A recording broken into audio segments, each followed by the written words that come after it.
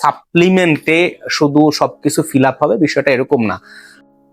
সুপ্রিয় দর্শক, আসসালামু আলাইকুম। দেশ ও দেশের বাইরে থেকে যারা ভিডিওটি দেখছেন সবাইকে শুভেচ্ছা ও অভিনন্দন। তো আমি আসলে ইউটিউব কিংবা ফেসবুকে কাজ করার কারণে অনেক শুভাকাঙ্ক্ষী কিংবা যারা ফ্যান ফলোয়ার আছেন অনেকেই সচরাচর এরকম প্রশ্ন করেন যে ভাই আমার একটা গরু হিটে আসছে, বাট এটা আসলে মিউকাস ভাঙতেছে না কিংবা মল ভাঙতেছে না, এরকম প্রশ্ন আমি সব সময় ফেস করে থাকি।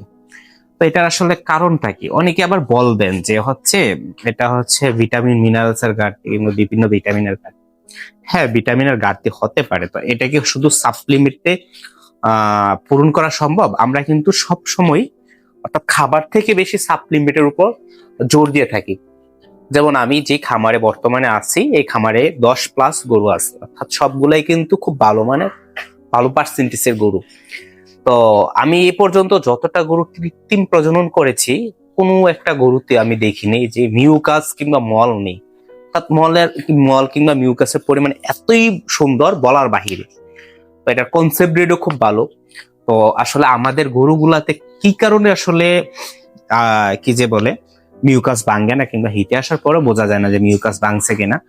তো এটার একটা কারণ আমি মনে করি, অর্থাৎ সবসময় যে শুধু সাপ্লিমেন্টে শুধু সবকিছু ফিল আপ হবে, বিষয়টা এরকম না। আমরা যে খাবার দাবার গুলা দেই, এগুলা বেশিরভাগই হচ্ছে অপুষ্টিকর খাবার দাবার। অর্থাৎ অপুষ্টিকর বলতে অর্থাৎ পুষ্টি কিংবা সুষম যে খাবারটা, এটা আমরা দিচ্ছি না। যেমন আমরা নর্মালি কি দিচ্ছি, চালের কোড়া দিচ্ছি, ভুসি দিচ্ছি। এর ব্যতীত হচ্ছে কেউ কেউ হয়তোবা সোয়াবিনের খোল মাঝে মধ্যে দিতে পারেন। বেশিরভাগ ম্যাক্সিমাম লোকেই কি করতেছে যে হচ্ছে চালের ভুসি, চালের কুড়া কিংবা ভুসি এটাই দিচ্ছে।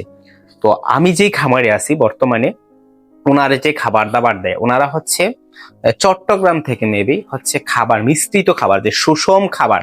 শুধু সুষম খাবার বললে যে মানুষের হবে, বিষয়টা এরকম না। গরুরও কিন্তু সুষম খাবার, অর্থাৎ খাদ্যের যে গুণগত মান কিংবা পুষ্টিগত মান ঠিক থাকে যেই খাবারটা, এটা হচ্ছে সুষম খাবার। ওই সুষম খাবারটা ওনারা সব সময় দিয়ে থাকে।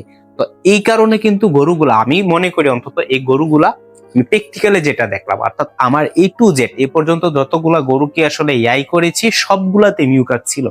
বাস্তব, আমি প্রমাণ, মানে আমি হচ্ছে এটার কারণ আমি দেখেছি, আমি প্র্যাকটিক্যালি দেখেছি। তো আপনারা যারাই আসলে দেখেন যে অনেকে হচ্ছে আমরা বলে থাকি যে ভিটামিন মিনারেলস, হ্যাঁ ভিটামিন মিনারেলস এটা হচ্ছে সাপ্লিমেন্ট, কিন্তু খাবার দাবার অবশ্যই ফোকাস করতে হবে।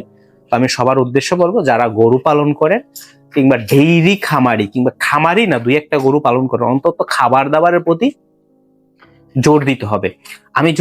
আমি ওনাদের সাথে, যে খামারে আছি ওনাদের সাথে কথা বলে দেখলাম যে খাবারের দাম, আমরা কিন্তু নর্মালি ভুসি যদি খাওয়াই 45 থেকে 50 টাকা কেজি, কিন্তু নর্মালি 1 কেজি ভুসির দাম পড়ে।